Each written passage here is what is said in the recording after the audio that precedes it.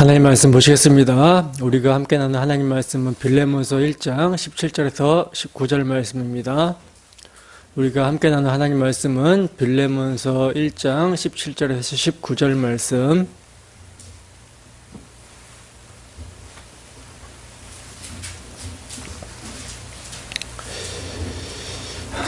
다 찾으셨으면 우리 함께 한 목소리로 합독합니다. 시작.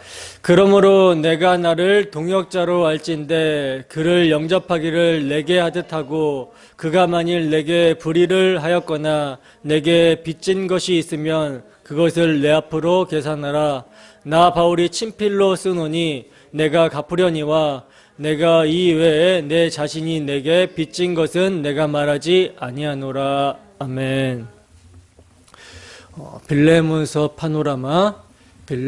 파노라마라는 제목으로 하나님 말씀 증거하도록 하겠습니다. 제가 강단에 말씀을 전하기 전에 항상 기도하는 게 있어요. 어떤 기도를 하냐면 우리 주 예수 그리스도의 십자가 복음에 미쳐서 제 마음이 불붙는 듯하여 말로만이 아니라 성령의 나타남과 능력으로 큰 확신 가운데 온 마음으로 복음을 전하게 해달라고 기도를 합니다. 이 기도는요, 제가 말씀을 전하기 위해서 강대상에 올라가기 전에만 하는 기도가 아니라 평소에 날마다 하는 기도예요.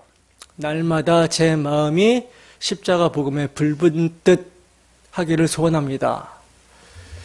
누구를 만나든 어디를 가든 십자가의 도를 부끄러워하지 않고 전하기를 소원합니다. 라는 기도를 합니다. 여러분들이 그동안 제가 하는 설교를 들어오셔서 아시겠지만 저는요 강단에서 말씀을 전할 때 우리 주 예수 그리스도의 십자가, 그가 우리를 위해서 흘리신 피, 대속의 복음만을 전하겠다라는 각오로 설교합니다. 교회를 개척한 지가 조금 있으면 6년 차가 되어 가는데 들어오셔서 아시겠지만 단 한 번도 십자가 복음 말고 다른 설교를 해본 적이 없어요.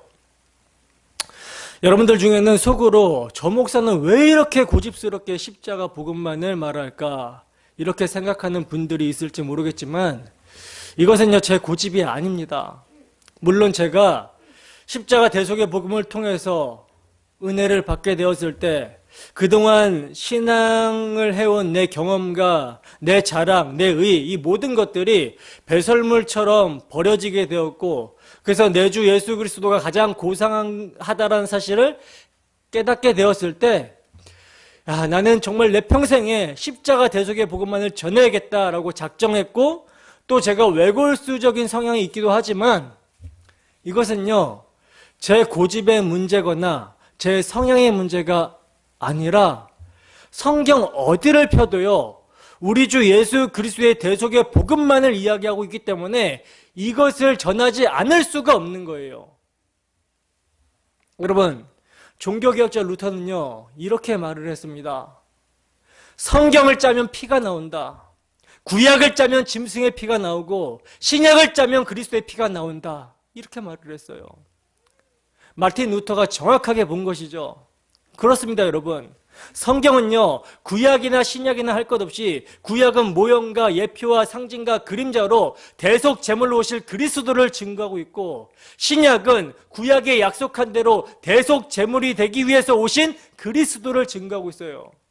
그렇기 때문에 성경을 가지고 설교를 하는데 그리스도의 대속의 복음을 전하지 않는다? 이것은 문제가 있는 것이죠. 있을 수 없는 일입니다. 그런데 이렇게 있을 수 없는 일이 오늘날 강대상에서 자행이 되고 있어요. 오늘날 강단에서 자행이 되고 있다는 사실입니다.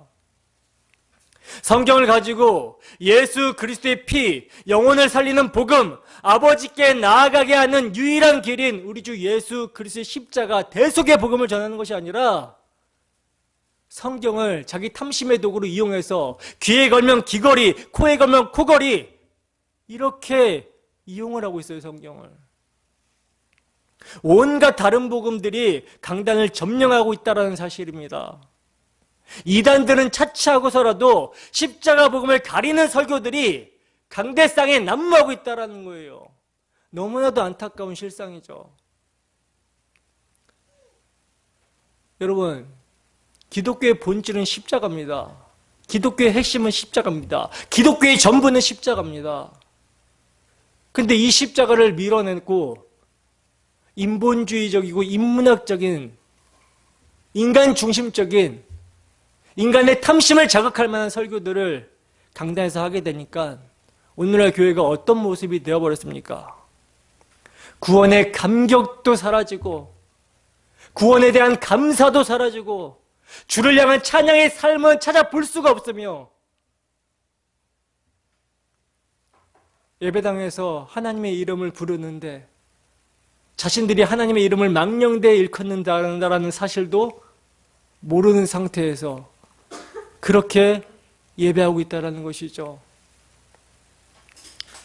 세상에서는 온갖 부정과 비리로 부패로 개독이라는 소리를 들으면서 욕을 먹고 있고 복음의 야성을 잃어버렸어요. 여러분, 우리는 이러한 현실을 보면서 통곡하고 있습니까? 아니, 이러한 현실은 차치하고서라도 오늘 우리에게 우리 주 예수 그리스도의 대속의 복음이 감사와 감격과 큰 확신으로 우리의 마음을 사로잡고 있습니까? 그래서 정말 주 예수를 사랑하고 주께서 지신 험한 십자가에 마음이 끌리십니까? 주 예수로 자랑하는 삶을 살고 계십니까?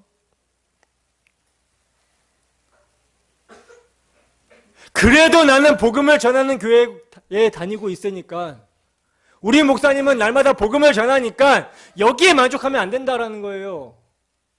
여러분들의 심령에 우리 주 예수 그리스도께서 흘리신 보혈이 그 피가 흘러야 됩니다. 그래서 나의 자랑, 나의 사랑, 십자가가 되어야 되는 거예요. 내가 복음을 부끄러워하지 아니하노니 이 복음은 모든 믿는 자들에게 구원을 주시는 하나님의 능력이라. 여러분, 저는요 정말 우리 주 예수 그리스도의 십자가를 사랑합니다. 그래서 주 예수 그리스도의 십자가만을 자랑하고 싶어요. 여러분들도 저와 같게 되기를 소원합니다. 왜냐하면 십자가에서 흘리신 그리스도의 피만이 약속의 언약들에 대해서 외인이었고 하나님도 없었고 세상에 대해서 소망도 없이 살던 자들에게 소망이 되기 때문이라는 거예요. 여러분, 십자가에서 흘리신 주 예수의 피만이요 죄와 허물로 죽은 자를 거듭나게 합니다. 믿으십니까? 그 피만이 하나님 앞에서 의롭다함을 줘요. 그리고 그 피만이 하나님과 화목을 이루게 하고 화평을 이루게 하고 그 피만이 이웃과의 교제를 이루게 합니다. 사랑을 이루게 한다는 거예요. 그 피의 공로로 우리와 같은 죄인이 하나님의 사랑받는 자녀가 되는 것이며 그리고 그 피가요 죄를 이기게 합니다. 그 피가 죄인의 양심을 죽은 행실에서 깨끗하게 하고 살아계신 하나님을 섬기게 한다는 거예요. 이게 기독교의 본질이고 핵심이에요. 그리스도의 십자가는요, 여러분, 믿는 자에게 모든 것입니다. 우리가 모일 때마다 외쳐야 되고 찬양해야 되는 제목이 그리스도의 십자가예요. 사람은 자신이 귀하게 여기고 가치로 여기는 것에 관심을 가지죠. 그리고 자신이 좋아하고 애착하는 것을 자랑하고 말하기를 좋아합니다. 여러분, 우리는 무엇에 관심을 가지고 있으며 무엇을 말하기를 기뻐합니까? 그리스도인은요, 우리 주 예수 그리스도의 십자가에 관심을 가져야 되고요. 그 십자가를 날마다 알아가야 되고요. 그 복음의 깊이를 날마다 알아가야 되고요. 그 십자가를 자랑해야 됩니다. 그 십자가를 말하고 싶어서 견딜 수 없어야 되는 거예요. 그런 심령이 되어야 되는 것입니다. 바라기는 이 시간 주의 말씀을 사용하시는 성령의 역사로 우리 주 예수 그리스도의 십자가 대속의 은혜가 되며 십자가 대속에 나타난 하나님의 사랑이 우리의 마음에 부어진 바 되기를 소원합니다. 그래서 정말 우리 한 사람 한 사람이 복음에 나타난 하나님의 사랑을 깊이 채우라는 가운데 우리 주 예수 그리스도의 십자가만을 자랑하는 자들이 되었으면 좋겠습니다. 그리고 오늘날 십자가의 복음을 잃어버린 교회의 현실을 바라보면서 마음을 찢고 애통하며 회복을 간구하는 자들이 되었으면 좋겠어요. 오늘은 빌레몬서를 살펴볼 차례죠. 빌레몬서는요, 유다서와 함께 신약 성경에서 가장 짧은 성경입니다. 두 개 다 25절밖에 안 되는 짧은 성경이에요. 그래서 여러분들이 한 주 동안 여러 번 읽으시면서 내용을 숙지하셨을 수도 있겠다라는 생각을 하고 좀 강단에 섰는데 여러 번 읽어 오셨습니까? 내용이 너무 방대하면 다 못 읽어 오실 수도 있지만 신약의 서신서들은 짧으니까 여러분들이 여러 번 읽어서 숙지를 해서 오시면 설교에 대한 이해가 더 잘 되실 거예요. 그러니까 여러분들의 유익을 위해서 읽어오라고 하는 것입니다. 그럼 이제 빌레몬서를 살펴보겠습니다. 우선 빌레몬서에 등장하는 중요한 등장인물 3명을 살펴보면요. 첫 번째 인물은 빌레몬서를 기록하고 있는 발신자 사도 바울이에요. 사도 바울은요, 여러분들이 잘 아시다시피 예수 믿는 사람을 박해하던 사람이었죠. 예수 믿는 기독교인들을 잡아다가 감옥에 넣고 죽이는 박해를 하던 사람인데 이 사람이 이제 다메섹 도상에서 예수를 만나고 나서 어떻게 됩니까? 완전히 변화가 되죠. 그래서 박해했던 포행자에서 어떤 사람으로 바뀝니까? 예수 그리스도의 복음을 전하는 자로, 복음 전도자로 바뀌는 삶을 살게 됩니다. 그래서 빌레몬서를 기록할 당시에 바울 사도는요, 복음을 전하다가 잡혀서 로마 감옥에 갇혀 있는 상태였어요. 그리고 이제 두 번째 등장인물은 빌레몬서의 수신자인 빌레몬입니다. 그는 골로새에 살고 있는 부자였고요. 많은 노예를 거느리고 있었던 사람인데 바울 사도에게 복음을 전해 듣고 그리스도인이 된 사람이었어요. 그리고 이제 마지막 등장인물인 오네시모라는 사람이 있는데 이 오네시모라는 사람은요, 빌레몬의 종으로 있었던 사람입니다.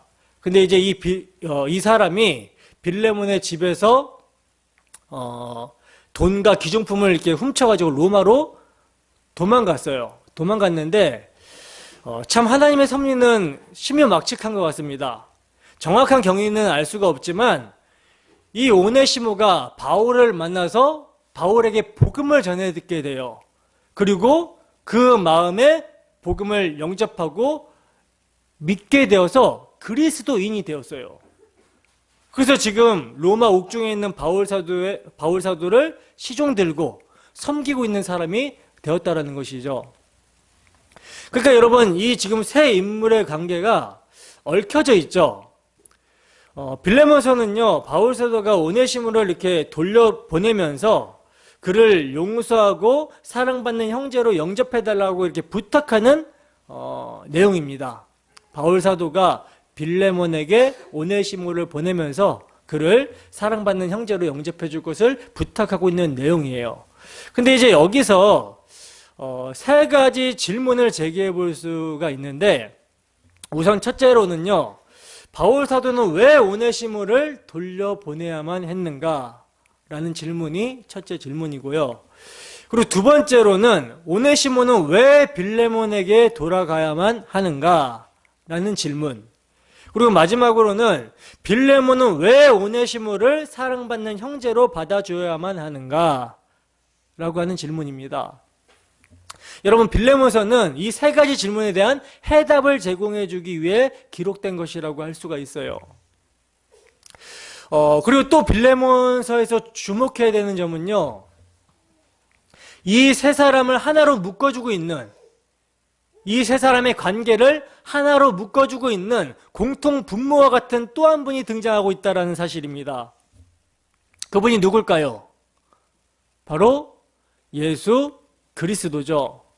빌레몬서는요, 모두에서 25절밖에 안 되는 짧은 서신서인데 여기서 11번이나 예수 그리스도가 언급이 되고 있어요. 이것은 뭘 뜻하는 것입니까? 예수 그리스도가 관계에 대한 해답이라는 뜻이죠. 그러므로 이런 맥락에서 빌레몬서의 주인공은요, 사도 바울도 아니고요, 빌레몬도 오네시모도 아닙니다. 빌레몬서를 통해서 증거해야 될 주인공은 오직 예수 그리스도라는 거예요. 복음입니다. 여러분, 사도 바울, 빌레몬, 오네시모 이 세 사람은요, 그리스도 안에, 주 안에 있는 사람들이라는 거예요. 만일 등장하고 있는 세 사람 중 어느 한 사람이라도요, 그리스도 예수 안에 있지 않고 예수 밖에 있다면, 한 사람이라도 불신자라면 이 빌레몬서는 성립이 되지 않았을 것입니다. 기록 자체가 되지 않았을 거예요. 그렇기 때문에 바울 사도와 빌레몬 그리고 오네시모 이 세 사람의 관계성이 우선이 아니라 이들 세 인물이 하나님과 어떤 관계에 있느냐, 이것이 먼저라는 거예요. 예수 그리스도의 피로 말미암아 그들이 속량함을 받았기 때문에 수직적인 하나님과의 관계가 화목하게 되었고, 이로 인해서 수평적인 이웃 관계에도 회복이 될 수 있었다라는 점, 이것이 빌레몬서를 해석하는 포인트입니다. 전에는 하나님과 분리된 상태에 있었고, 전에는 남남이었던 자들이 그리스도 예수 안에서 하나님과 화목하게 되어 이제 남남이었던 저들의 관계가 새롭게 형성되기에 이르게 되었다라는 거. 예수 그리스도는 우리의 화평이신지라, 이게 해답이라는 거예요. 그래서 이 해답을 성령께서는 빌레몬서를 통해서 교회인 우리에게 말씀하고 계시는 거라는 것이죠. 그럼 이제 이러한 관점에서 전체적인 내용을 아울러서 살펴보도록 하겠습니다. 1절 보겠습니다. 빌레몬서 1절 함께 했습니다. 시작. 그리스도 예수를 위하여 갇힌 자 된 바울과 및 형제 디모데는 우리의 사랑을 받는 자요 동역자인 빌레몬과. 아멘. 여러분, 빌레몬서는요, 한마디로 이야기를 하면 오네시모를 용납해달라는 바울 사도의 간구예요. 근데 문제는 빌레몬이 용납해주면 목적을 달성하는 그런 결과론적인 메시지가 아니라는 데 있습니다. 사도는요, 빌레몬에게 명령을 해서 억지로 용납하게 할 수도 있었고요, 자신과의 친분을 생각해서 빌레몬의 인정에 호소를 할 수도 있었다는 거예요. 그러나 성령께서 빌레몬서를 통해서 말씀하고자 하는 것은요, 이런 윤리에 있는 것이 아니라는 것입니다. 그러면 성령께서는 무엇을 말씀하고자 하시는가? 왜 오네시모를 사랑받는 형제로 받아주어야만 하는가? 라는 신학적인 이유를 말씀하시고자 하는데 있다는 것입니다. 그러므로 빌레몬서를 바르게 접근하기 위해서는요, 등장하는 인물이 누구인가에 대한 정체성과 이들 상호 간의 관계에 대해서 출발을 해야 되는 거예요. 그래서 보시면 1절에 빌레몬서의 발신자가 되는 바울은 누구인가? 여기에 대해서 뭐라고 합니까? 그리스도 예수를 위하여 갇힌 자 된 바울이다 라고 이렇게 소개를 하고 있죠. 그러니까 그리스도의 복음을 증거하다가 갇힌 자 된 그가 이 편지의 발신자 바울의 정체성이라는 거예요. 아까도 말씀을 드렸지만 원래 바울은 뭡니까? 그리스도를 대적하며 예수 믿는 자들을 박해하던 자들이었죠. 근데 그런 그가 예수님을 만나고 큰 이 은혜를 입고 보니까 은혜의 빚진 자가 되어서, 복음의 빚진 자가 되어서 그리스도를 위한 복음 증거자가 된 거예요. 이 복음 증거를 하다가 옥에 갇혀 있는 상황입니다. 자, 그러면 이 편지의 수신자인 빌레몬은 누구인가? 사도는 그를요, 우리의 사랑을 받는 자요 동역자다라고 부르고 있어요. 그리고 19절에 보시면 사도는 빌레몬에게 내게 빚진 자다라고 말씀을 하고 있는데, 이것을 조합해보면 뭡니까? 빌레몬은 바울 사도를 통해서 사랑을 받았고 복음을 받았고 그리하여 동역자가 되었다라는 말이에요. 그리고 동역자가 되었다. 여러분, 동역자가 되었다라는 말은 뭡니까? 빌레몬이 사도와 같은 목적을 위해서 함께 일하는 자가 되었다라는 뜻이죠. 그죠? 그러니까 사도 바울만 그리스도 예수를 위하여 갇힌 자가 된 것이 아니라 빌레몬도 예수 그리스도를 위하여 기꺼이 목숨을 바칠 수 있는 자가 되었다라는 것이 동역자다라는 말씀 속에 함의되어 있는 뜻이라는 것이죠. 동역자. 여러분들은 저와 동역자입니까? 맞습니까? 그러면 저만 이렇게 미쳐서 십자가의 도를 전하는 자들만이 아니라 여러분들도 미쳐서 십자가의 도를 전하는 자들이 되어야 된다라는 거예요. 본문 2절입니다. 함께 했습니다. 시작. 자매 아비아와 우리와 함께 병사된 아키포와 내 집에 있는 교회에 편지하노니. 아멘. 여기서 자매 아비아라고 하는데, 아비아는요 빌레몬의 아내로 여겨지고요. 또 함께 병사된 아키포라는 말은 이 아키포는 빌레몬의 아들로 여겨집니다. 그리고 여기서 이제 아키포를 뭐라고 합니까? 함께 병사된 자다라고 이렇게 말씀을 하고 있는데, 여러분, 동역자라는 말이 함께 같은 목적을 가지고 같이 일하는 자를 이제 동역자다라고 이렇게 동역자라는 그 의미로 말을 한다면, 함께 병사된 자란 어떤 의미겠어요? 같은 싸움에 동참하고 있는 전우를 의미하는 것이죠. 같은 싸움에 동참하고 있는 전우.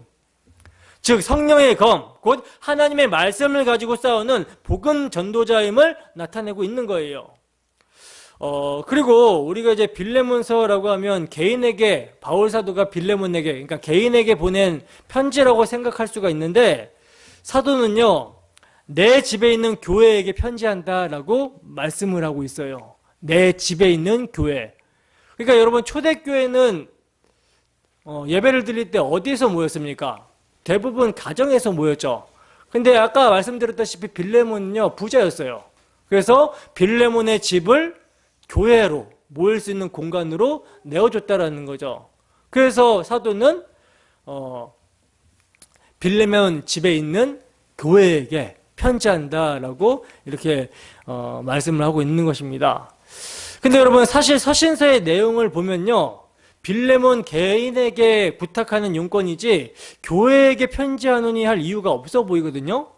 근데 그럼에도 불구하고 사도가 동역자, 병사, 교회라는 말을 이렇게 사용하면서 빌레몬서가 이러한 공동체에게 보내지는 편지임을 밝히고 있는 것은요 의도적으로, 아주 다분히 의도적으로 그렇게 하고 있는 거예요. 여러분, 사도로부터 편지를 받게 되는 빌레몬이 동역자, 병사라는 말과 함께 특히 교회에게 편지한다라는 말을 보게 되었을 때 무엇을 생각했겠습니까? 오네시모의 문제를 개인의 문제가 아닌 동역자, 교회라는 관점에서 해결하라라는 말씀으로 받았을 것이 분명하다라는 거예요. 당연하다라는 것입니다. 왜냐하면 교회라는 말은요 머리가 되시는 분이 누구라는 거예요? 그리스도라는 것이죠. 그리고 교회는 그의 몸이요 우리는 몸의 지체라는 이 고백을 상기시키게 만드는 표현이에요. 교회라는 말 자체가. 그렇기 때문에 오네시모의 문제를 개인이 아니라 교회라는 관점에서 해결하라는 말씀으로 이제 빌레몬서는 편지를 받았을 때 그렇게 생각했을 거라는 것이죠.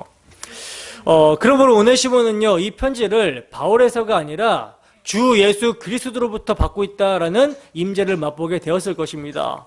그래서 사도는요 노예 문제를 다룸에 있어가지고 당시의 어떤 사회 규범에 함몰됨 없이 교회, 즉 하나님 나라라는 공의와 사랑에서 해답을 구하고 있는 거예요. 우리는 이 점을 이제 잘 보셔야 된다는 것이죠. 3절입니다. 함께 했습니다. 시작. 하나님 우리 아버지와 주 예수 그리스도로부터 은혜와 평강이 너희에게 있을지어다. 아멘. 여러분, 지금 이 축복의 말씀은요 은혜와 평강이 있을지어다 라고 그러잖아요. 이게 지금 축복을 하고 있는 거거든요, 사도가. 이 축복의 말씀은 구속사라는 맥락에서 고찰해 보면 단순한 뜻이 아닙니다. 왜냐하면 은혜와 평강이라는 복은요, 구약의 민수기 6장에 보면 하나님께서 제사장들에게 복을 빌라라고 명하셨을 때 가르쳐준 축복문에 포함되어 있기 때문이라는 거예요. 하나님께서는 제사장들은 백성들에게 이렇게 축복하라고 명령하십니다. 민수기 6장 24절에서 27절 말씀 한번 찾아볼까요? 민수기 6장 24절에서 27절까지 말씀.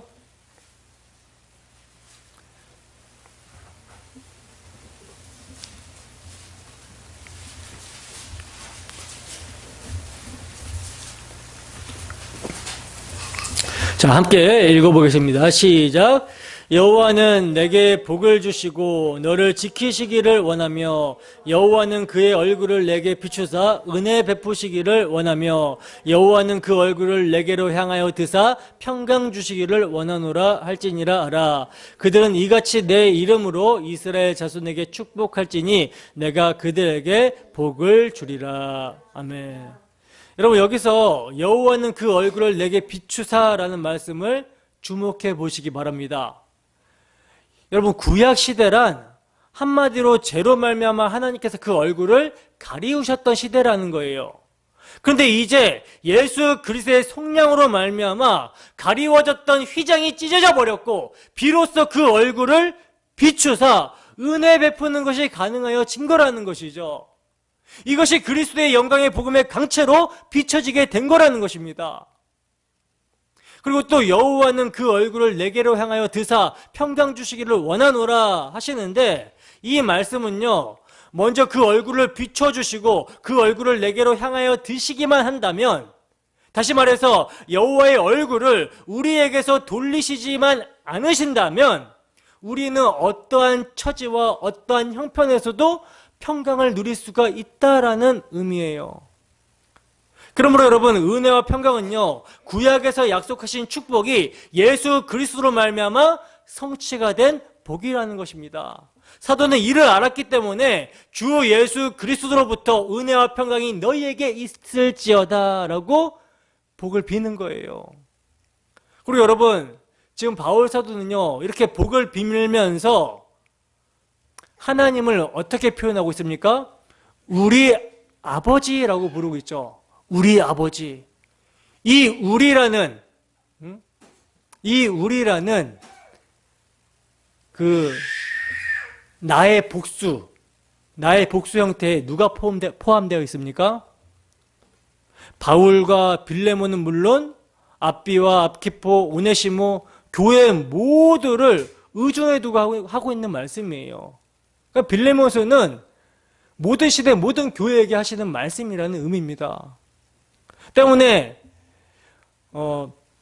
빌레몬서에 나오는 등장인물의 그 상호 간의 관계는 어떠한 관계인가라는 것을 우리가 생각해 보게 된다라는 것이죠. 우리 하나님을 아버지라고 부르고 있잖아요. 그러면 그 우리는 어떤 관계인가? 형제 자매 관계라는 것이죠. 형제 자매 관계. 4절입니다. 함께 했습니다. 시작. 내가 항상 내 하나님께 감사하고 기도할 때 너를 말함은.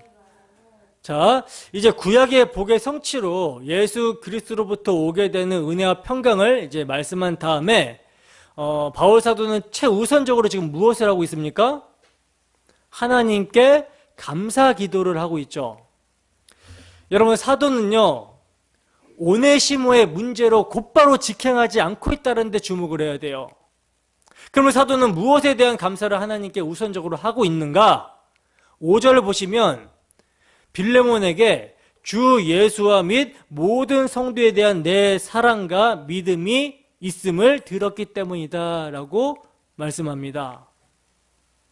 근데 여러분, 지금 빌레몬에 대한 주 예수와 및 모든 성도에 대한 사랑과 믿음을 들었기 때문에 감사 기도를 하고 있는다라고 하는데, 그렇다라고 해서 사도는 빌레몬에게 감사를 하고 있지 않다는 거예요. 여러분, 바울 사도의 서신서를 보면요, 사람에게 감사하고 있는 것은 찾아볼 수가 없습니다. 여러분, 빌레몬에게 믿음과 사랑을 주신 분이 누굽니까? 누구예요? 빌레몬에게 믿음과 사랑을 주신 분이 누굽니까? 하나님이시죠.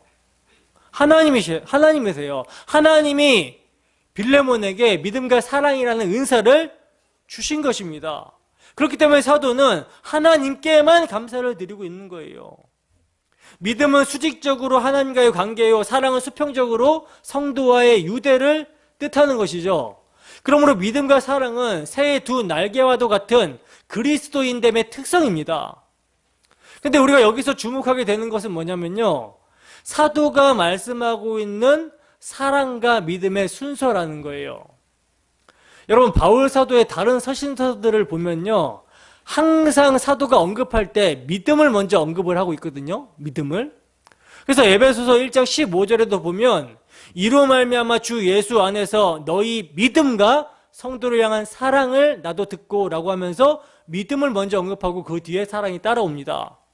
그리고 골로새서 1장 4절에서도 보시면요, 이는 그리스도 예수 안에 너희의 믿음과 모든 성도에 대한 사랑을 들었으며 하고 하나님과의 관계성을 나타내는 믿음을 먼저 언급하고 수평적인 사랑을 그 뒤에 따라오는 것으로 언급을 하고 있어요. 그리고 이것은요, 당연히 그러해야 하는 것입니다. 근데 빌레몬서에서는요, 사랑과 믿음이라고 하면서 우선적으로 사랑을 먼저 언급하고 있다는 것이죠. 왜 이렇게 사랑을 우선적으로 먼저 언급을 하고 있을까요? 그것은요, 지금 사도가 아주 의도적으로 그렇게 하고 있는 거예요. 왜냐하면 지금 오네시모를 빌레몬의 성도 사랑에 지금 바울 사도가 부탁하려고 하는 문맥이기 때문이라는 것이죠. 이건 여러분, 바울 사도가 글을 쓸 때 문자와 어구 하나하나에 얼마나 사력 있게 선택을 했는가를 보여주고 있는 대목인 것입니다. 사랑이 느껴지는 것이죠. 6절에서 7절 말씀 보겠습니다. 함께 했습니다. 시작. 이로써 내 믿음의 교제가 우리 가운데 있는 선을 알게 하고 그리스도께 이르도록 역사하느니라. 형제여, 성도들의 마음이 너로 말미암아 평안함을 얻었으니 내가 너의 사랑으로 많은 기쁨과 위로를 받았노라. 아멘. 보시면 사도는요, 내 믿음의 교제라고 말씀을 하고 있는데, 여러분, 불신자와 달리 성도의 교제란 믿음의 교제예요. 믿음의 교제. 다시 말하자면 인정, 즉 사람이 본래 가지고 있는 정으로 교제하는 공동체가 교회가 아니라 그리스도 안에서의 교제가 있는 것이 교회라는 것입니다. 이 점을 요한 사도는 뭐라고 하냐면 우리의 사귐은 아버지와 그 아들 예수 그리스도와 함께함이라 하고 말씀을 하고 있어요. 여러분, 이제까지 빌레몬은요, 이렇게 아버지와 그 아들 예수 그리스도와 함께 믿음의 교제를 나누고 있었다라는 것입니다. 그래서 사도는 빌레몬의 믿음의 교제는 선을 알게 하고 그 선은 그리스도께 이르도록 역사한다라고, 즉 주님을 기쁘시게 해드린다라고 말씀을 하고 있는 거예요. 그리고 더 나아가 빌레몬의 믿음의 교제는요, 주님께 이르게 한 것뿐만이 아니라, 즉 주님만 기쁘시게 해드릴 뿐만 아니라 성도들의 마음도 평안함을 얻게 해주고 있으며 바울 사도 자신까지도 빌레몬의 사랑으로 많은 기쁨과 위로를 받았다라고 말씀을 하고 있어요.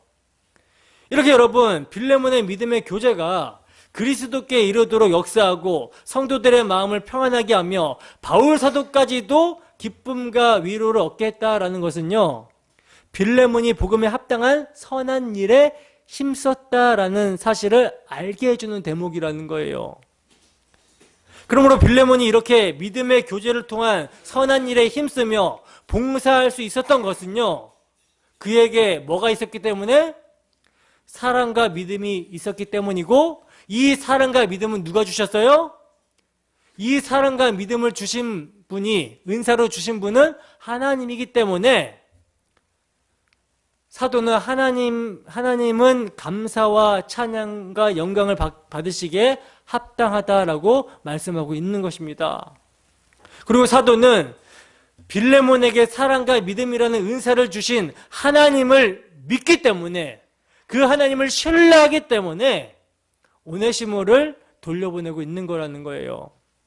8절에서 10절입니다. 함께 읽습니다. 시작.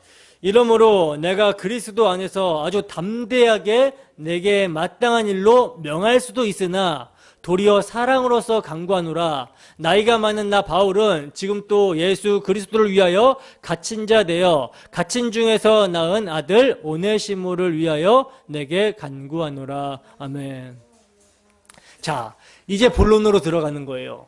자, 이제 드디어 사도는요, 편지의 본론인 오네시모를 부탁한다라는 말을 하려고 하고 있는데, 빌레몬에게 마땅한 일로 명령을 할 수도 있으나 도리어 사랑으로서 강구한다라는 말씀을 합니다. 여러분, 사도가 명령을 해서 억지로 오네시모를 받아주는 것과 사랑을 인하여 자원함으로 하는 것은요, 차원이 다른 것이죠. 차원이 다른 거예요. 뭘 시켜서 억지로 강압적으로 하게 하는 것과 자원하게 함으로 하는 것은요, 질적으로 완전 차원이 다른 것입니다. 억지로 하게 되는 것은 뭐라고 그래요? 율법적이라고 하죠. 억지로 하게 되는 것을 율법적이라고 한다면 사랑으로 하는 것은요, 복음의 승리예요. 복음의 승리. 사도는 빌레몬이 순종할 것을 확신하고 복음이 승리하여 영화롭게 되는 것을 보고 싶어서 사랑으로 강구하고 있는 것입니다. 이렇게 이제 사랑으로 강구하는 바울 사도는요, 나이가 많은 나 바울은 지금 또 예수 그리스도를 위하여 갇힌 자가 되어 라는 말을 덧붙이고 있는데, 이러한 사도의 표현을 보면요, 오네시모의 말을 꺼내는 일을 얼마나 지금 사도가 신중하게 그리고 사력 있게 말씀하고 있는가를 보게 됩니다. 사실 여러분, 나이가 많다라는 말이나 갇혀있다라는 말은 하지 않아도 되는 말이거든요. 근데 그럼에도 불구하고 갇힌 중에서 낳은 아들 오네시모를 위하여 내게 간구하노라 하는 이 꺼내기 힘든 말을 하기 위해서 사도는 이 말을 앞서 하고 있는 거예요. 여러분, 빌레몬 입장에서는 오네시모는 어떤 사람입니까? 오네시모는 주인의 돈과 물건을 훔쳐 달아난 나쁜 사람입니다. 죄인이에요. 피해를 입히고 손해를 끼친 자입니다. 그러니 바울의 편지에서 오네시모라는 말을 빌레몬이 들었을 때 기분이 어떠했겠습니까? 상당히 나빴겠죠. 그렇지 않습니까? 그런데 바울 사도는 지금 오네시모를 어떻게 표현하고 있어요? 갇힌 자 중에 낳은 아들이다라고 이렇게 표현하여 부르고 있어요. 복음으로 낳은 아들이라는 말입니다. 그러니까 바울과 오네시모는 아버지와 아들의 관계라고 말을 하고 있는 거예요. 때문에 이 편지를 읽고 있는 빌레몬은 오네시모라는 이름을 들었을 때 얼굴이 막 상기가 되었다가, 근데 이 오네시모가 복음으로 말미암아 바울과 아버지와 아들의 관계가 되었다라는 글을 읽었을 때는 그의 심중에 자신도 바울과는 아버지와 아들의 관계인데 라는 생각을 하게 되었을 것이라는 것이죠. 그렇다면, 이런 생각을 하게 되었다면 빌레몬과 오네시모의 관계는 어떤 관계가 되는 것이죠? 바울이 복음을 전해준 아버지, 아들과의 관계라면 이 오네시모의 빌레몬과의 관계는 어떤 관계가 되는 것입니까? 형제가 되는 것이죠. 상전과 종의 관계를 뛰어넘어서 복음으로 말미암아 형제 관계가 되는 거예요. 11절에서 13절 말씀입니다. 함께 하십니다. 시작. 그가 전에는 내게 무익하였으나 이제는 나와 내게 유익함으로 내게 그를 돌려보내노니 그는 내 신복이라. 그를 내게 머물러 있게 하여 내 복음을 위하여 갇힌 중에서 내 대신 나를 섬기게 하고자 하나. 아멘. 보시면 사도는요, 오네시모가 전에는 어떤 사람이었다 그래요? 전에는 무익한 존재였으나 이제는 어떤 사람이 되었다 그래요? 바울이나 빌레몬 모두에게 없어서는 아니 될 유익한 존재가 되었다라고 말씀하고 있다는 거예요. 그가 얼마나 유익한 존재가 되었는지가 지금 표현에서 나오는데 뭐라고 표현합니까? 바울 사도가 내 신복이라고 하는 이 표현에서 볼 수가 있죠. 여러분, 신복이라는 말은요, 직역하면 가슴과 배라는 말로 내장이라는 뜻이거든요. 오네시모를 보내는 것은 사도의 심장을 떼어내는 것과 같다라는 묘사를 하고 있는 셈이라는 거예요. 여기서 여러분, 우리는 조금 더 나아가야 되는데, 사도가 오네시모를 신복이라고 말을 하고 있는 것은요, 결코 사사로운 뜻으로 말을 하고 있는 것이 아니라는 거예요. 사도는요, 오네시모를 가리켜서 갇힌 중에 낳은 아들이라고 표현합니다. 그리고 이제 한 걸음 더 나아가서 그는 내 신복이라고 말씀을 하고 있어요. 여러분, 신복이라는 말은 내 대신 죽어줄 수도 있는 자다라는 그런 뜻이거든요. 그렇다면 오네시모가 누구를 위해, 무엇을 위한 신복이라는 말일까? 여러분, 사도가 말하고 있는 의도는 분명합니다. 그리스도 예수를 위하여, 사도의 복음을 위해서라는 거예요. 바울 사도는요, 오네시모를 복음으로 낳았습니다. 근데 이제 사도가 전하는 그리스도를 위해 죽을 수 있는 신복, 즉 충신으로 오네시모는 성장을 했다라는 거예요. 여러분, 바울에게는 이러한 동역자가 또 있었죠. 누굽니까? 예? 안 들려요. 브리스길라와 아굴라죠. 브리스길라와 아굴라. 이들은요, 사도의 목숨을 위하여 자기 목이라도 내놓겠다라고 로마서에서 말씀을 하고 있어요. 오네시모가 그랬다라는 것입니다. 여러분, 이러한 병사를 한 명 얻는다라는 것이 얼마나 유익한 일입니까? 그래서 그가 이제는 나와 내게 유익하다라고 사도는 말씀을 하고 있는 거예요. 그러므로 내 복음을 위하여 빌레몬 내 대신에 오네시모를 머물르게 해서 나를 섬기게 하고자 하였으나, 14절입니다. 함께 했습니다. 시작. 다만 내 승낙이 없이는 내가 아무것도 하기를 원하지 아니하노니 이는 너의 선한 일이 억지같이 되지 아니하고 자의로 되게 하려 함이라. 아멘.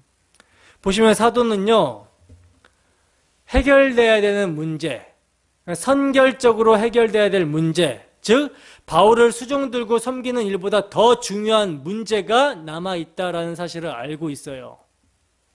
바로 이것을 위하여 사도는요, 오네시모를 돌려보내기로 한 것입니다. 그것이 뭡니까? 여러분, 오네시모가 그리스도를 통하여 하나님과의 관계가 회복이 되었음이 분명하다면 이제 무엇이 해결돼야 됩니까? 빌레몬과의 관계가 해결돼야 되는 것이 마땅한 것이죠. 여기에 이제 성경이 말씀하고 있는 속죄제와 속건제의 의미가 있는 거예요. 여러분, 속건제는 어떤 의미입니까? 배상의 의미가 있죠.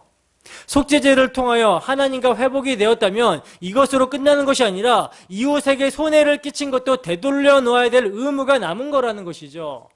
이게 참된 회개예요. 삭개오의 경우가 어떠합니까?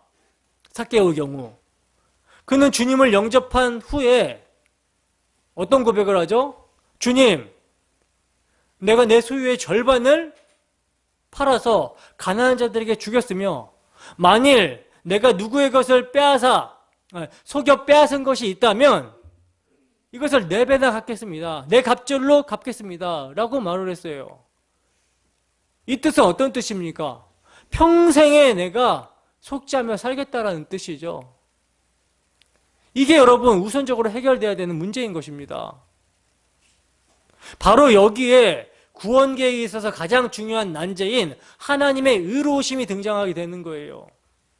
여러분, 오네시모의 문제는요, 하나님의 거룩하신 이름이 결부되어 있음을 간과해서는 안 됩니다. 이 점이 빌레몬서에서는 문제적으로 나타나 있지 않지만 빌레몬서가 하나님의 말씀이 된 강력한 당위성이 여기에 있다는 거예요. 여러분, 오네시모는요, 도망친 노예입니다. 그리고 주인의 물건을 도둑질한 죄인이에요. 이것은요, 당시의 심판으로는 변명의 여지가 없는 중죄입니다. 사형죄예요. 근데 그런 오네시모를요, 하나님의 사도요, 그리스도의 종인 바울 사도가 끼고 있다는 것은 첫째는 빌레몬과의 관계에서, 둘째는 사회적 통념으로 볼 때 하나님 우리 아버지와 주 예수 그리스도의 거룩하심과 의로우심에 누를 끼치는 일이라 판단하기에 이르게 된 것입니다. 이것이 오네시모에게 간곡한 편지를 들려서 빌레몬에게 보낼 수밖에 없었던 가장 큰 이유였다라는 것이죠. 여러분, 자유주의 신학자들, 특히 사회정의를 부르짖는 자들은요, 빌레몬서가 성경이 될 가치가 있느냐 하고 의문을 제기합니다. 그러면서 바울 사도가 노예 제도에 대해 침묵하고 있다라고 비난을 한다라는 거예요. 오네시모를 돌려보내는 것을 비인도적인 처사다라고 하면서 말이죠. 그리고 빌레몬은 착취 계급으로 탈출한 오네시모는 혁명가로 찬양을 하고 싶어 합니다. 성경을요, 사회주의적인 관점으로 보면 이렇게 보이는 거예요. 엉뚱하게 보는 것이죠. 근데 이런 사람들의 말에서는요, 뭘 찾아볼 수가 없습니까? 하나님의 거룩하신 이름이나 명예를 우선시하는 것을 눈 씻고 찾아볼 수가 없어요. 그리고 자신들의 혁명, 사회주의 완수를 목적으로 하는 윤리와 도덕이 있습니다. 그러니까 이들이 목적하는 바를 이루기 위해서는요, 수단과 방법을 안 가린다라는 거예요. 평등, 평등, 인권, 인권 외치는데 실제로는 인권을 무너뜨리고 평등을 무너뜨리고 있는 짓을 자행하고 있다는 것이죠. 그러면서 이들이 조롱하는 것이 뭡니까? 구속교리에 나타난 하나님의 사랑과 의로우심에 대해서 대속교리를 도살장 신학이라고 비웃습니다. 뭘 모르는 거예요? 하나님의 거룩하신 이름을 모르는 것이고 하나님의 공의를 모르는 것이죠. 그러나 여러분, 하나님께서 나 같은 죄인을 그냥 용서해 주시지를 못하고 어찌하여 자기 아들로 대신 정죄하셔야만 하셨습니까? 하나님의 의로우심 때문에 그렇습니다. 성경은 말씀합니다. 곧 이때에 자기의 의로우심을 나타내사 자기도 의로우시며 또한 예수 믿는 자를 의롭게 하려 하심이니라. 여러분, 우리가 반드시 명심해야 되는 것은요, 하나님의 구원 행사가 의로우시기 때문에 진노를 내리시는 하나님의 심판도 의로우시다는 거예요. 이걸 우리가 명심해야 됩니다. 성경은 말씀합니다. 다만 내 고집과 회개치 아니하는 마음을 따라 진노의 날 곧 하나님의 의로우신 판단이 나타나는 그날에 임할 진노를 내가 쌓는도다. 여러분, 바울 사도는요, 자신에게 주어진 하나님의 거룩하시고 의로우신 이름을 위하여 오네시모를 지금 돌려보내고 있는 것입니다. 그리고 오네시모도 하나님의 거룩하신 이름을 위하여 죽으면 죽으리라 하는 마음으로 돌아가고 있는 거예요. 여러분, 우리도 이처럼 하나님의 거룩하신 이름과 그 나라와 그 의를 내 유익이나 내 명예보다 최우선시하고 있습니까? 이러한 모습이 되기를 소원합니다. 이 점에서 이제 사도가 내 집에 있는 교회에게 편지하노니 하고 교회에 보낸다라고 한 말씀을 상기시킬 필요가 있어요. 사람이 살아가는 동안은요, 여러 가지 부조리한 문제들이 연속적으로 발생할 수밖에 없습니다. 인간이 고안해낸 어떤 제도나 체제로도 이를 근본적으로 해결할 수 있는 길이 없다는 거예요. 왜냐하면 인간 자체가 만물보다 심히 거짓되고 부패한 존재이기 때문이라는 것이죠. 그렇다면 이럴 경우 교회는 어떻게 대처해야 되는가? 제도적으로 해결하려고 하지 않습니다. 혁명적인 방법으로 해결하려고 하지 않는다는 거예요. 그러면 어떻게 해결하려고 하는가? 하나님의 의로우심과 사랑으로 구원하려고 한다는 것이죠. 이게 교회가 대처하는 방법이에요. 교회가 사회 문제가 일어났을 때 대처하는 방법이 이러한 방법입니다. 왜냐하면 여기에 뭐가 있기 때문에?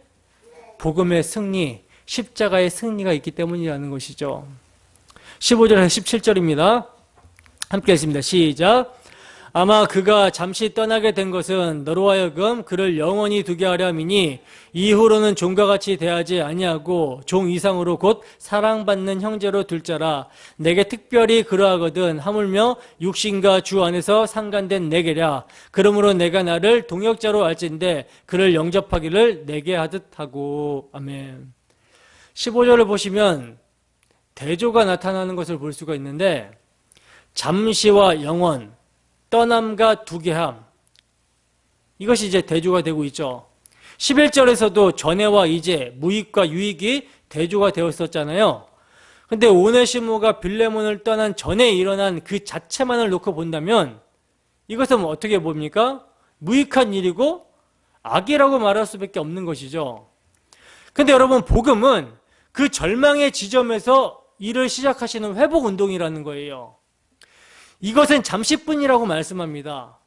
그리고 갇힌 중에 낳은 아들, 즉 복음으로 거듭난 이제는 유익할 뿐만 아니라 너로 하여금 그를 영원히 두게 함이니 라고 말씀을 하고 있어요. 여기에 악을 선으로 바꾸시는 하나님의 주권적인 사랑의 승리가 있다는 것이죠. 여러분, 영원히 두게 함이라 하는 말씀에 주목하시기 바랍니다. 이 말은요, 오네시모를 빌레몬의 집에 노예 신분으로 영원히 거하게 한다는 말이 아니에요. 물론 노예 신분이 변한 것은 아니겠지만 복음 안에서 형제로 하나님 나라 건설을 위해 충성하는 일꾼으로 살게 될 것이라는 말이에요. 또한 이렇게 말씀하는 바울 사도의 의도 중에는요, 오네시모가 하나님의 자녀로서 아버지 집에 영원히 거하게 될 것을 바라보고 있는 것입니다.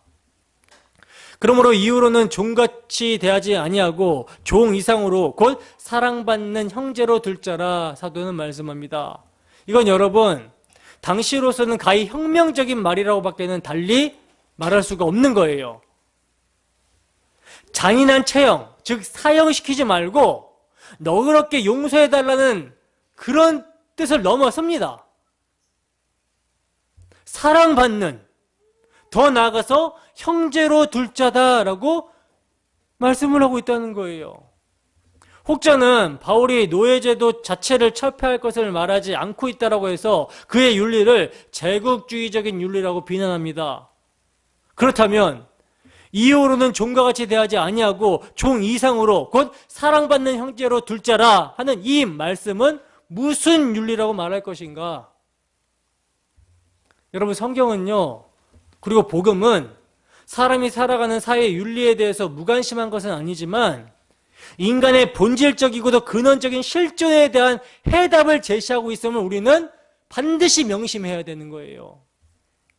예를 들면 표면적인 노예 제도보다요, 더욱 중요한 것은 비극적인 죽음에서 자유하는 것입니다. 비극적인 죄에서 자유하는 거예요. 죽기를 무서움으로 일생에 매여 종노릇하는 사탄의 속박으로부터 해방시키시는 이것이 성결 문제라는 것이죠. 그런데 사회 정의를 부르짖는 자들은요, 사탄의 존재를 인정하지 않기 때문에 성경의 진리를 부정하고 있는 거예요. 본질적인 이 문제가 해결될 때 모든 인간은 차별이 없이 사랑받는 형제가 될 수 있다는 말씀입니다. 근데 이것이 우선이 되지 않고 사회개혁이니 사회정안이 정의구현이니 이렇게 외치고 나가면요, 절대 안 됩니다. 이념 전쟁에 빠지게 돼요. 항상 우선적인 것은요, 복음이라는 거예요. 복음입니다. 복음이 여러분, 노예제도 자체가 폐지되게 만들었어요, 결국은.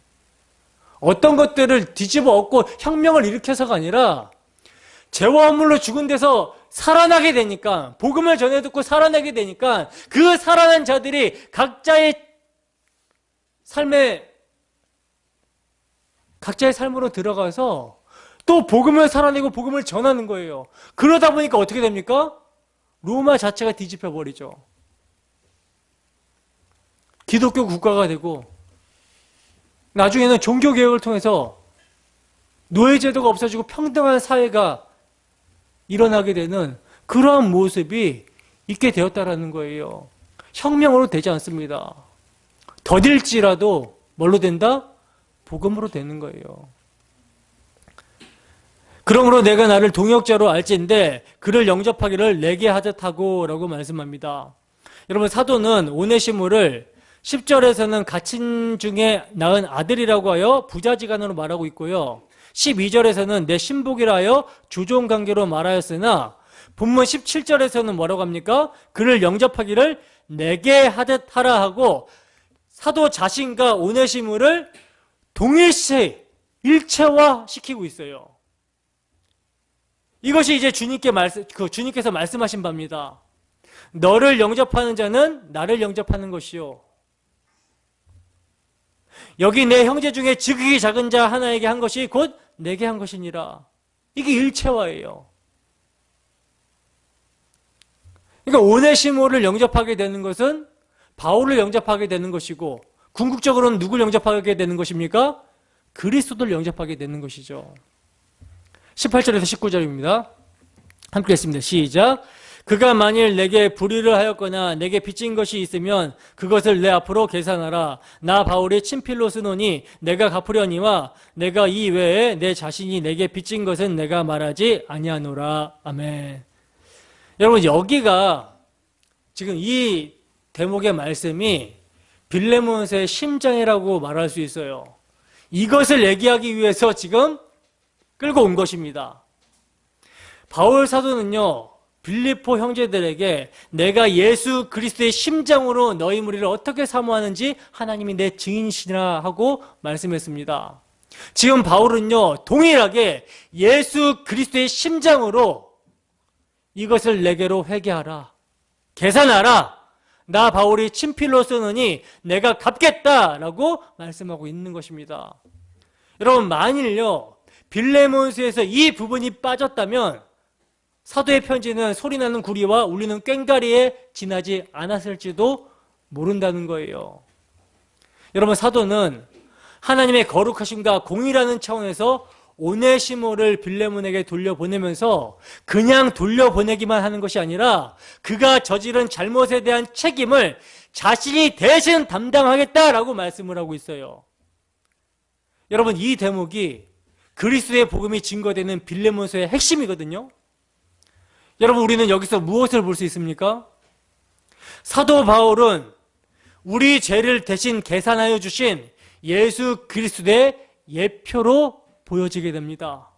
그리고 빌레몬은 모든 사람을 품어줘야 되는 교회를 대표하는 인물로 보여지게 되고, 오네시모는 하나님께로 돌아가야 할 모든 죄인의 상징으로 보여지게 된다는 거예요. 이게 복음의 핵심이죠. 여러분, 백전노장의 존귀한 사도가 도망친 한 노예의 영혼을 위하여 지하 감방의 희미한 불빛 아래서 사슬에 매인 불편한 손에 붓을 들고 중보의 편지를 쓰고 있는 그의 모습에서 우리는 무엇을 보게 됩니까? 영광을 떠나, 하늘 영광을 버리고 영광을 떠나 종의 형체를 입으시고 이 땅에 오시어 우리의 죄값을 치르신, 우리의 죄값을 대신하여 죽기까지 복종하신 예수 그리스도를 보게 된다는 거예요. 그리고 그가 만일 내게 불의를 하였거나 내게 빚진 것이 있으면 그것을 내 앞으로 계산하라. 나 바울이 친필로 쓰느니 내가 갚으려니와 라는 말씀에서는요, 자기를 대속제물로 내어주신 우리 주 예수 그리스도의 십자가의 고난을 바라보게 되는 것입니다. 그리고 나 바울이 친필로 쓰노니 라고 하는데, 이 친필이란 뭡니까? 내 말에 대한 보증서라는 뜻이죠. 내 말에 대한 보증서. 여러분, 하나님은요 우리를 말로만 사랑하신 것이 아니라는 거예요. 하나님은 우리를 말로만 사랑하신 것이 아닙니다. 하나님의 사랑이 우리에게 이렇게 나타난 바 되었으니 하나님이 자기의 독생자를 세상에 보내심은 저로 말미암아 우리를 살리려 하심이라. 그래서 성경은요, 자녀들아 우리가 말과 혀로만 사랑하지 말고 오직 행함과 진실함으로 하자 하고 말씀하고 있는 것입니다. 어떠한 사랑을 받았기 때문에 자기 아들을 대속제물로 내어주시기까지 우리를 사랑하신 하나님의 사랑을 받았기 때문에 그 사랑을 성령에 의해서 우리 마음 심령 가운데 부어진 바 되었기 때문에 말로만 혀로만 사랑하지 말고 오직 행함과 진실함으로 하자라고 말씀하고 있는 것입니다. 그리스도의 대속의 은혜가 얼마나 엄청난 것인지를 알았기 때문에, 내가 오네시모와 같은 사람이라는 것을 알았기 때문에 하나님은 우리를 지옥만 면하게 해주신 것이 아니라 자녀로 삼아주셨고 상속자가 되게 하여 주셨다라는 은혜를 알기 때문에 사형을 받아 마땅한 도망친 노예 오네시모를 용서해 주는 것만이 아니라 놀랍게도 이후로는 종과 같이 대하지 아니하고 종 이상으로 곧 사랑받는 형제로 받아들이게 되는 것입니다. 그러므로 만일 빌레몬이 그를 영접하기를 내게 하듯 하라라는 사도의 강구를 거절한다면 이것은 뭐가 되는 것입니까? 그의 믿음이 거짓이 되는 것이죠. 그의 사랑이 거짓이 되는 것이죠. 만일 이후로는 종과 같이 대하지 아니하고 종 이상으로 곧 사랑받는 형제로 두라는 요청을 거절한다면 그의 사랑은 거짓된 것이므로 판명이 되고 마는 거예요. 반면 상전과의 깨어진 관계를 회복시켜주기 위해서 빌레몬에게 돌려보내는 바울 사도의 의도를 신변의 위험을 염려하여 오네시모가 가기를 거부했다면 그의 회개와 믿음이 뭘로 증명이 되는 것입니까? 거짓으로 입증이 되고 마는 것이죠. 또한 만약에 사도 바울이 주인의 물건을 도둑질하여 도망친 명백한 죄인인 오네시모를 돌려보내지 않고 옹호하게 된다면 바울 사도에게 걸려있는 주의 이름과 그가 증거하는 복음의 영광스러움은 어떻게 되는 것입니까? 누를 끼치게 되는 것입니다. 여러분, 빌레몬서를 대하면서 우리가 무엇을 깨닫게 됩니까? 무엇을 깨닫게 됩니까? 우리 모두는 다 주님 앞에서 하나님의 영광을 도둑질해가고 도망쳤던 오네시모와 같은 자들이라는 거예요. 이러한 각성이 있으십니까? 이러한 각성이 있으셔야 설교를 제대로 들은 거예요. 그래야 우리가 뭘 붙들 수 있어요? 우리의 죄값을 그리스도께서 대속제물로 오셔서 해결해 주셨다라는 거, 속량해 주셨다라는 거, 이것을 믿을 수가 있는 것입니다. 복음이 각성되어야 믿음이 되는 거예요. 그리고 그 믿음에서 사랑이 나타나게 되는 것입니다. 바울 사도가 내가 전에는 포행자요 박해자였지만 하나님으로부터 긍휼을 받아서 구원을 받게 된 것은 구원 얻는 자들의 본이 되게 하기 위해서 자기가 구원을 받았다라고 고백을 하죠. 여러분, 모든 그리스도인들은요, 주님 앞에서, 하나님 앞에서 1만 달란트 빚을 탕감받은 자들입니다. 이것을 진정 믿는 자라면 내게 100데나리온 빚진 자의 목을 어떻게 조를 수 있겠습니까? 1만 달란트는 한 20조 된다 하거든요. 그리고 100데나리온은요, 한 200만 원 정도 되는 거예요. 근데 20조라는 돈은요, 우리 눈에 보이지가 않죠. 천문학적인 돈이라. 근데 200만 원은 우리 눈에 보이고 손에 잡히죠. 복음을 망각해버리면, 20조가 있다라는 것을 망각해버리면 200만 원의 형제의 목을 조를 수 있는 그런 모습이 되는 거예요. 그렇기 때문에 여러분, 우리는 뭘 기억해야 됩니까? 뭘 상기시켜야 됩니까? 우리가 말로 형용할 수 없는, 갚을 수 없는 은혜를 받은 자다. 하나님의 아들이 어떻게 죄인 중에 계수인 대장인 우리를 위해서 이 땅 가운데 오시고 우리의 죄를 전가받고 어떻게 피 흘려 주실 수가 있는가? 그 피의 값으로 우리가 어떻게 하나님의 자녀가 되게 되었는가? 이것을 여러분 생각하면요, 용서 못할 사람이 없죠. 그런데 이것을 망각하기 때문에 화가 치밀어 오르고 용서를 못하게 되는 거예요. 그러나 복음이 복음되면